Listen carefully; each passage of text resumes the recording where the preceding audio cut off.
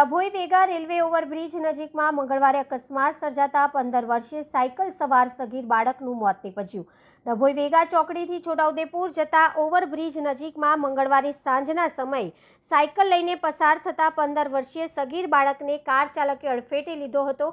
પૂરપાટ car હંકારતા ચાલકે cycle સવાર બાળકને અડફેટે લેતા સગીરને માથા સહિતના ભાગે ઈજાઓ પહોંચી હતી। ગંભીર રીતે ઈજાગ્રસ્ત બાળકને ઓટો રિક્ષા દ્વારા દવાખાને ખસેડવામાં આવ્યો હતો, પરંતુ સારવાર મળે તે પહેલા જ ડોક્ટરે તેને મૃત જાહેર કર્યો હતો। અકસ્માતમાં મોતને ભેટનાર સગીર આદિત્ય પૂનમભાઈ વાઘરી ઉંમર વર્ષ 15 ડભોઈના સંતપુરી વિસ્તારમાં નો રહેવાસી હોવાની વિગત મળી છે। અકસ્માત સર્જનાર કાર ચાલકની ડભોઈ પોલીસે અટકાયત કરી મૃતદેહને રેફરલ હોસ્પિટલ ખસેડી પીએમ સહિતની કાયદેસરની કાર્યવાહી હાથ ધરવામાં આવી હતી। અમારા જે બાળકો હતા તે બાળકો ત્યાંથી અમારા તરફ કોઈ રસ્તો આવવા જવાનો છે નહીં અત્યારે હાલમાં, એટલે તે બ્રિજથી અમારા સંતપુરીમાં આવવાનો એક રસ્તો એક જ હતો ત્યાં।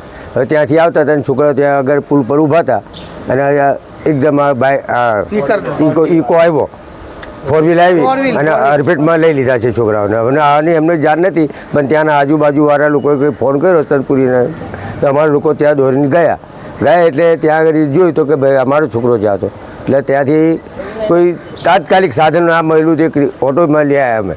હવે ઓટોમાં લાવ્યા પછી અમે ડાયરેક્ટ અહીં લાવ્યા, અહીં આગળ મૂક્યો છોકરાને, પછી પાછા પ્રમુખ સ્વામીમાં લઈ ગયા।